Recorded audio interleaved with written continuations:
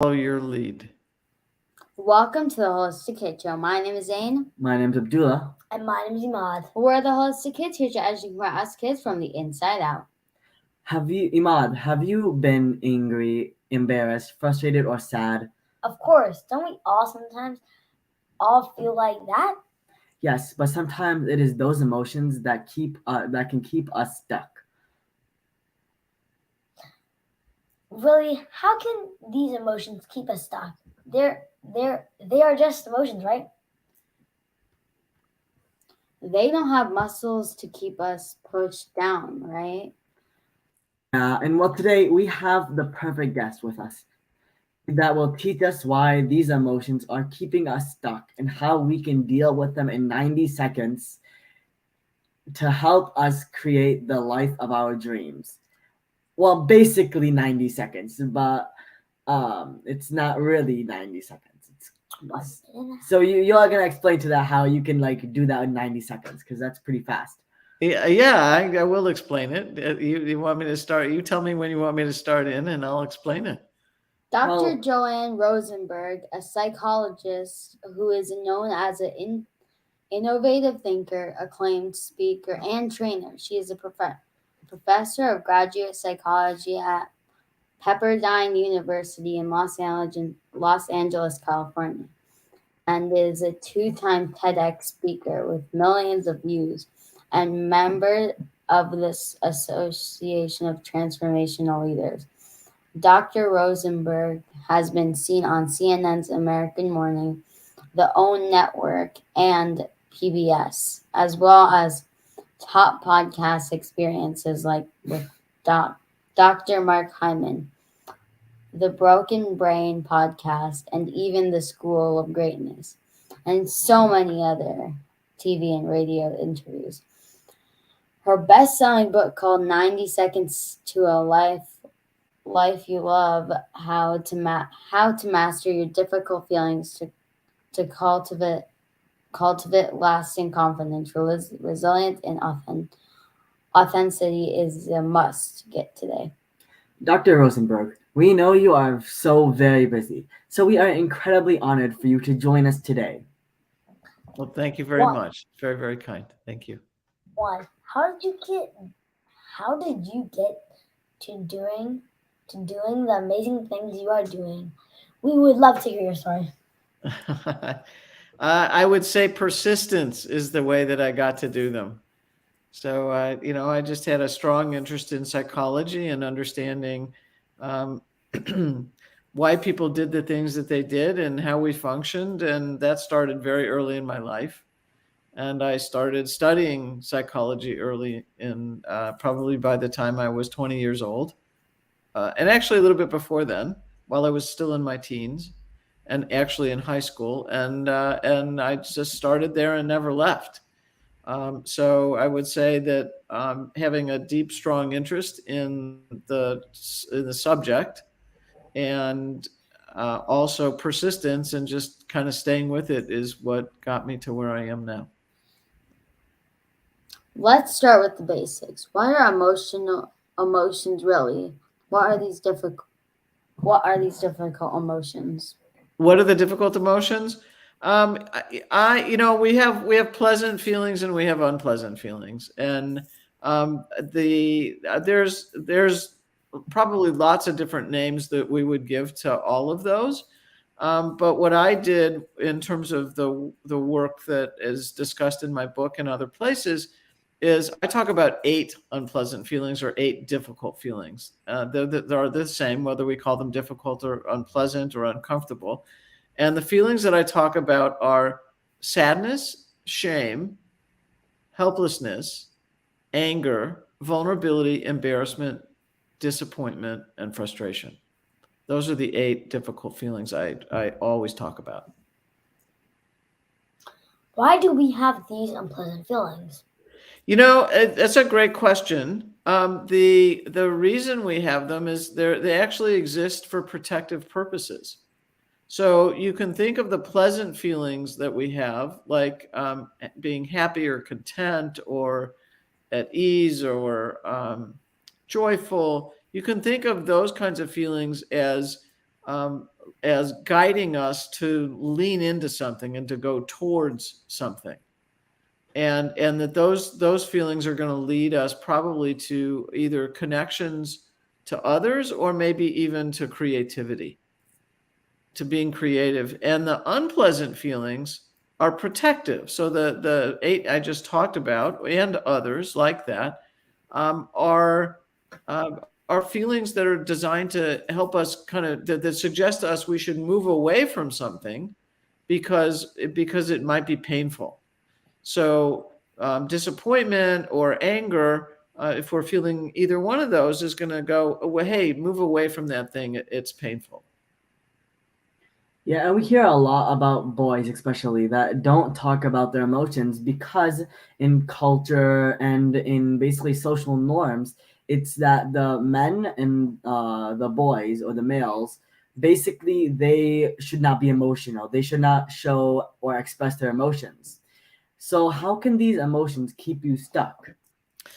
Well, you know what? The fact that you're raising that is very, very important. And the hard part here is that boys are absolutely socialized to not express themselves, and I think it's very, very damaging to boys. Girls are encouraged to also not express themselves in a different sort of way, but boys get the worst end of it on this. And how it keeps you stuck is that think of feelings, both pleasant and unpleasant feelings, as a source of information.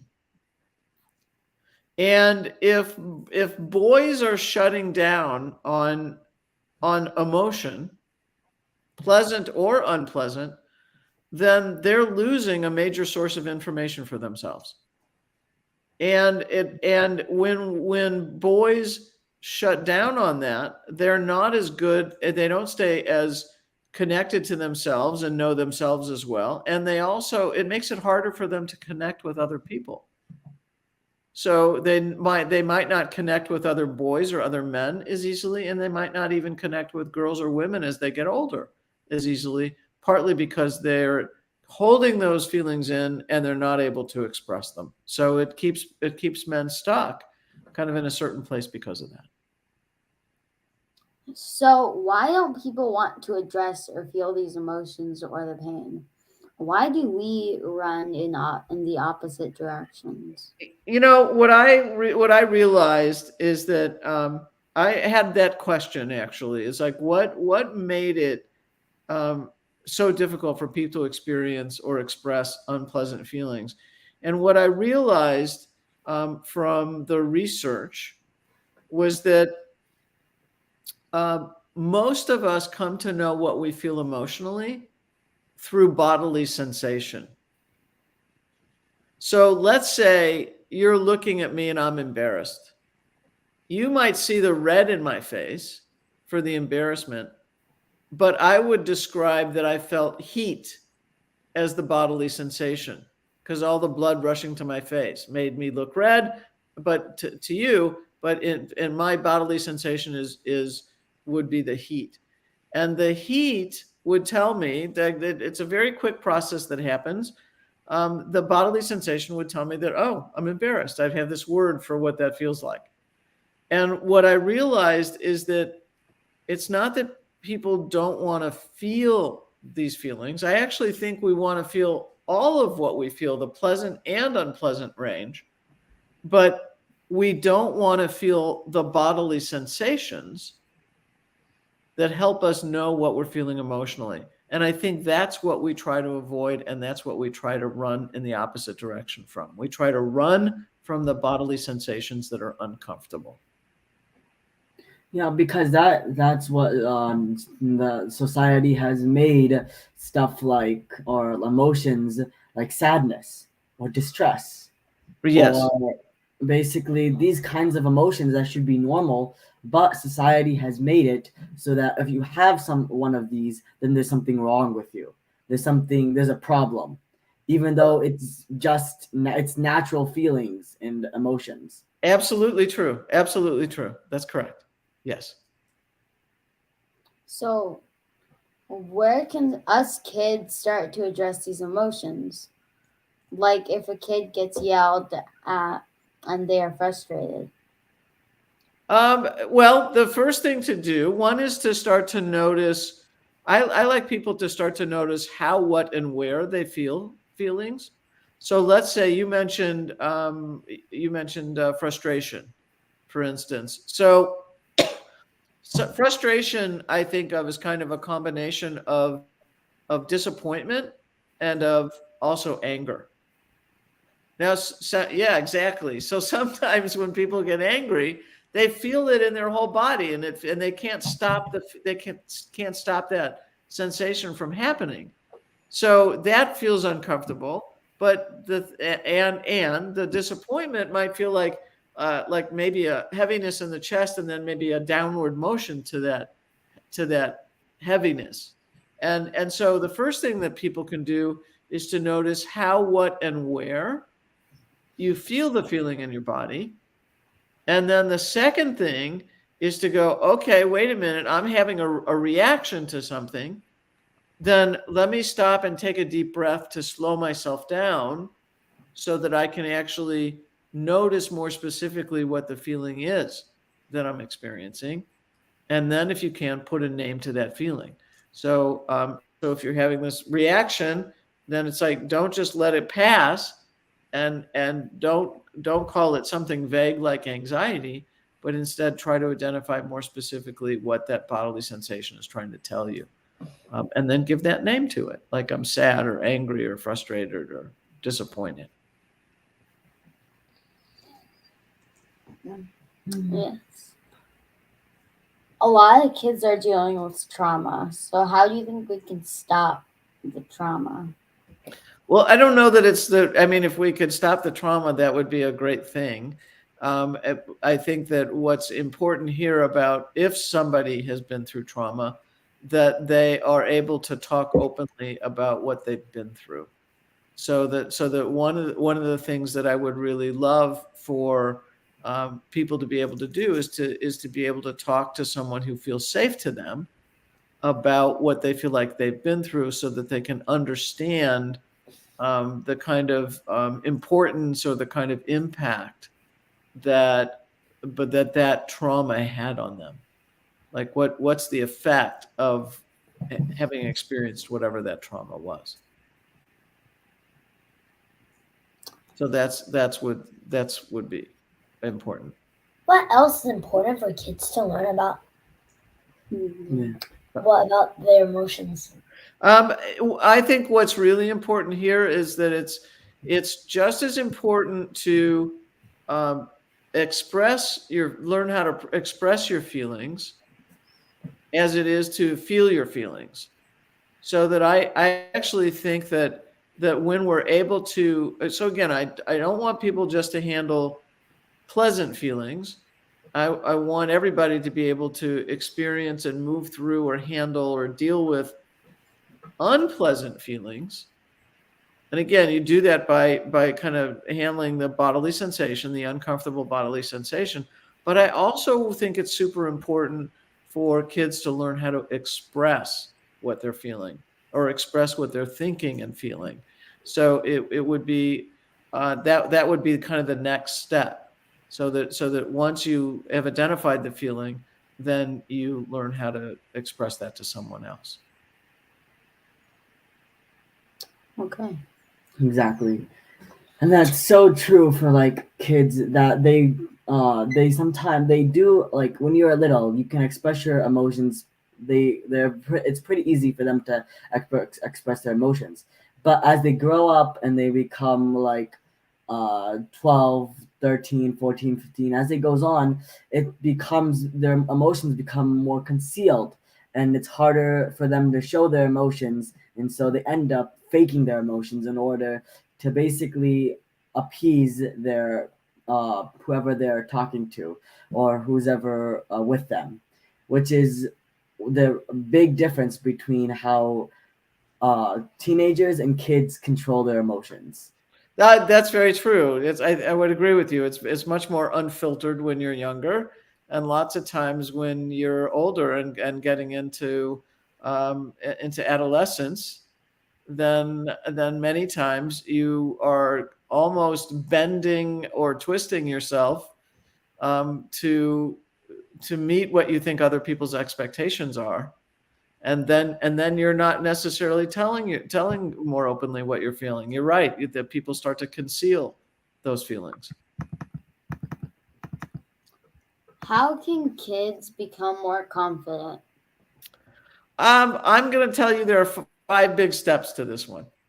So one is that you are able to experience the whole range of what you feel. Again, pleasant and unpleasant feelings, and especially unpleasant feelings. That's the first thing, is that you get good at that.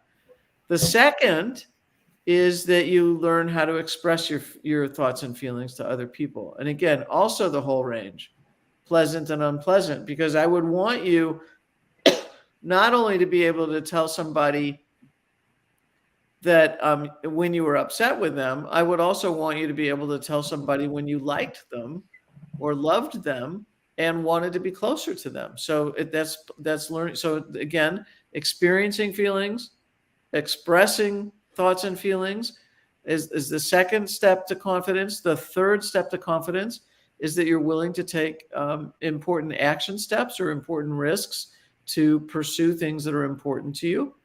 And then the fourth is actually to end being mean to yourself. So if you talk harshly to yourself, or you say to yourself that you're stupid, or you do what somebody might say is trash talking yourself, then I would want you to stop criticizing yourself. And then the last one is actually to accept compliments. So it's experience and express thoughts and feelings. It's take action, end harsh self-criticism, and also accept compliments. That's how kids can become more confident. So we talk a lot about being mindful on the show, and we have found it very beneficial.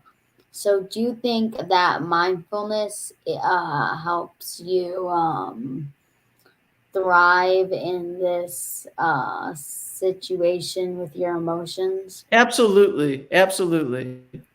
The more you can notice what you notice, so noticing is the first step to mindfulness.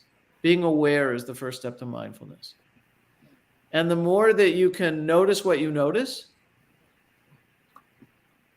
or you can be aware of what you're aware of, the more mindful you become. And then what ends up happening is that people move from being kind of having quick, mean reactions to things to being able to respond. So mindfulness helps people move from reaction to responding. So that's a really important skill to develop.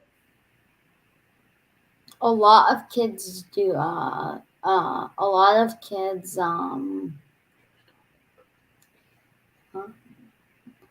So how can we stop being mean to ourselves? I think the thing that I would say is to know that when you're being mean to yourself, you're just trying to run away from some kind of an unpleasant feeling. And so the thing to do is, rather than give into the temptation to being mean to yourself, just stop and ask yourself, what unpleasant feeling or what difficult feeling were you experiencing that made it so you wanted to be mean to yourself?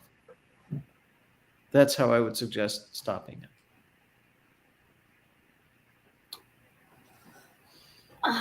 So I 100% Wow. It's that was amazing. So basically, for kids out there, if you are trash talking yourself, if you're saying, "Oh, why am I doing this so bad? Why am I being like this?" Right? Then what you should think about is what you're doing right.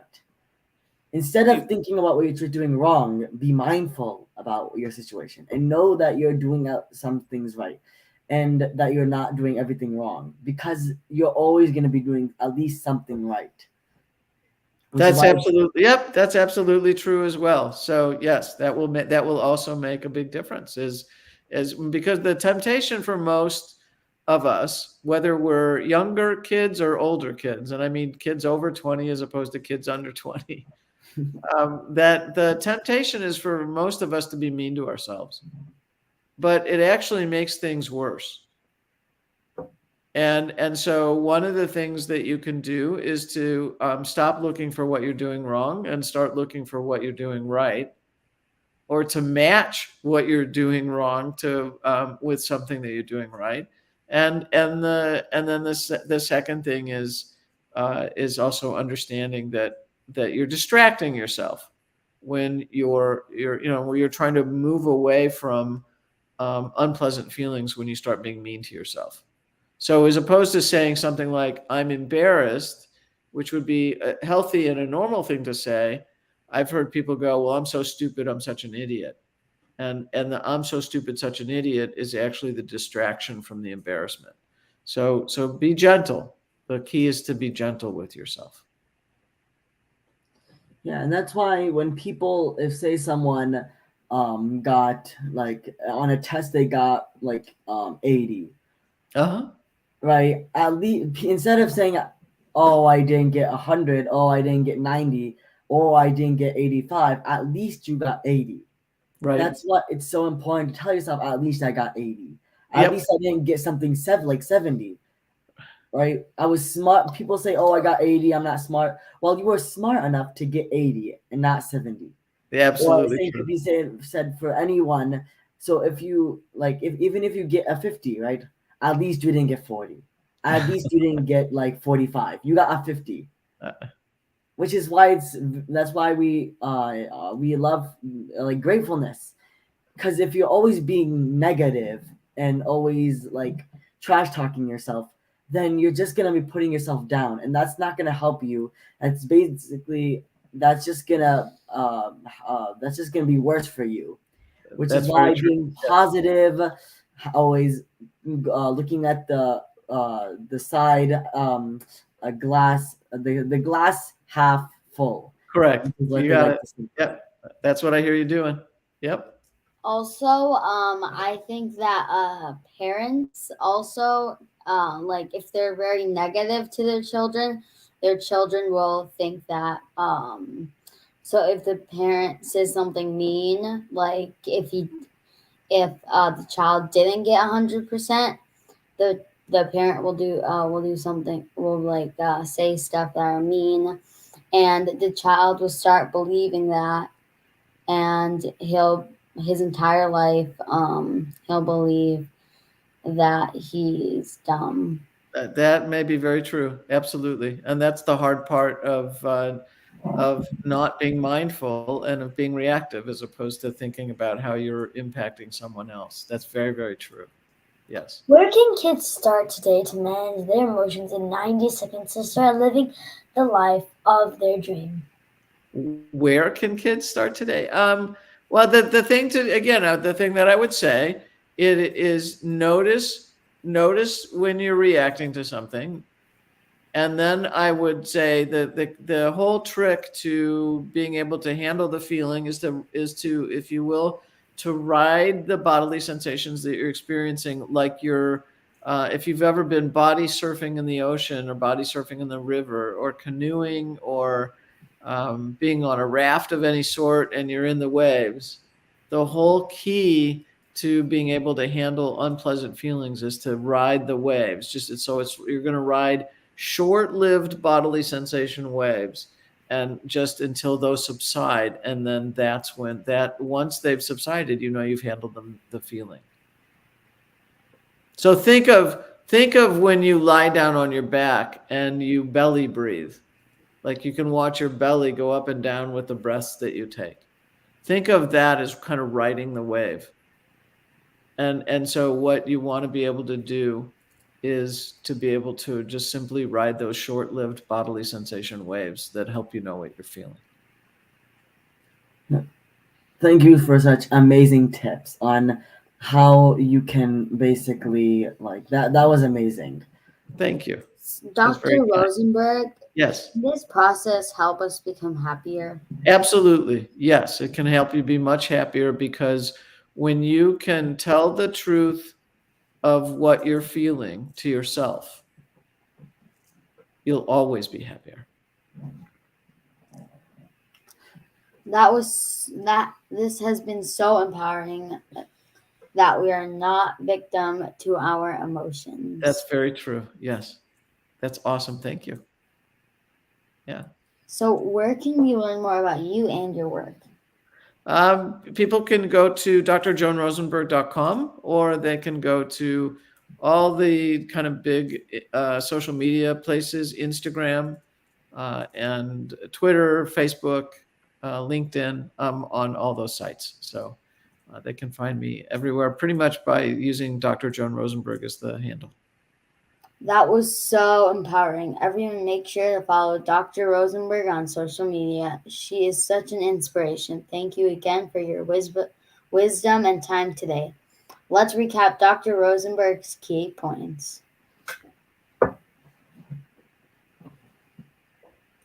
So number one. What? I was supposed to say that. Okay.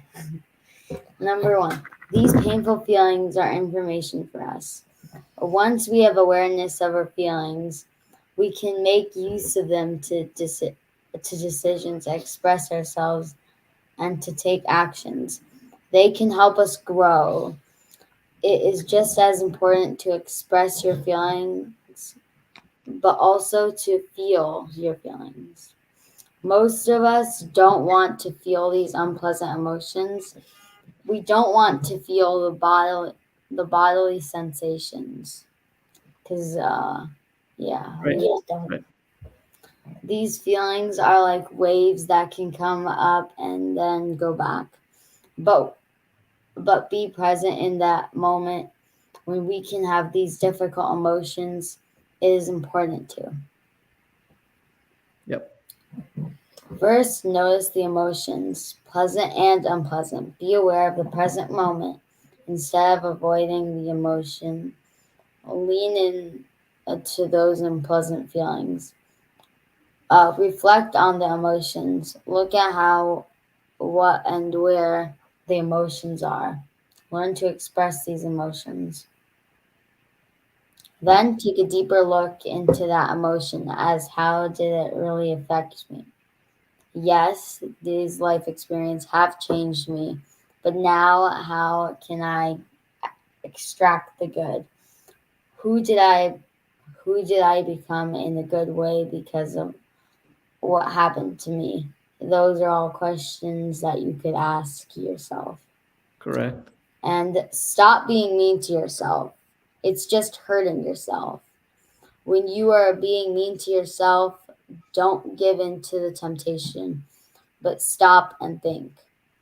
Remember to take in a compliment, because it makes us feel better and makes us feel awesome about ourselves, if that is correct. Yeah. That is correct. Yep. Okay, confidence comes when you are able to speak up. The problem with speaking up, it is actually a fear of leaning into those unpleasant feelings. Happiness is inner peace, and that comes from when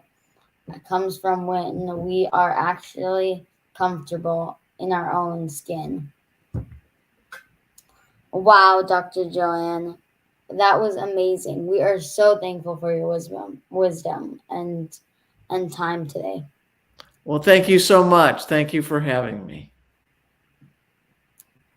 It's our pleasure. Awesome. It's our pleasure. Well, awesome. Great. Thank you everyone for tuning in. Until next time, I'm Zansari. And I'm Imad. And Abdullah's over here. And follow my family and I on social media, Holistic Moms Eat, and look out for my mom's book, The Holistic RX, your guide to end chronic inflammation and disease.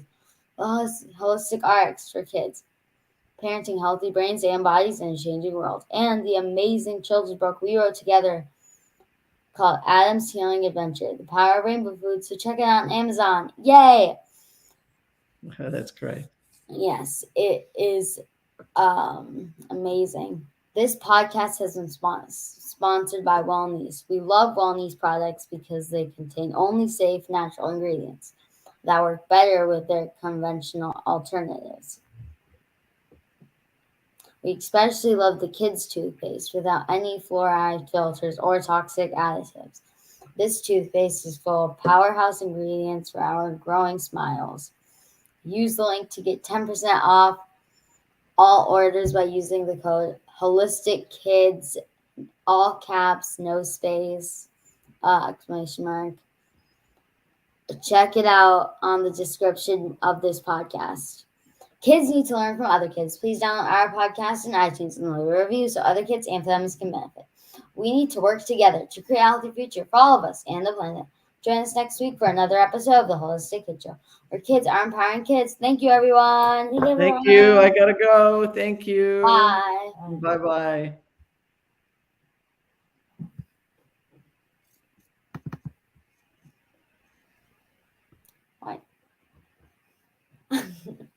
Bye.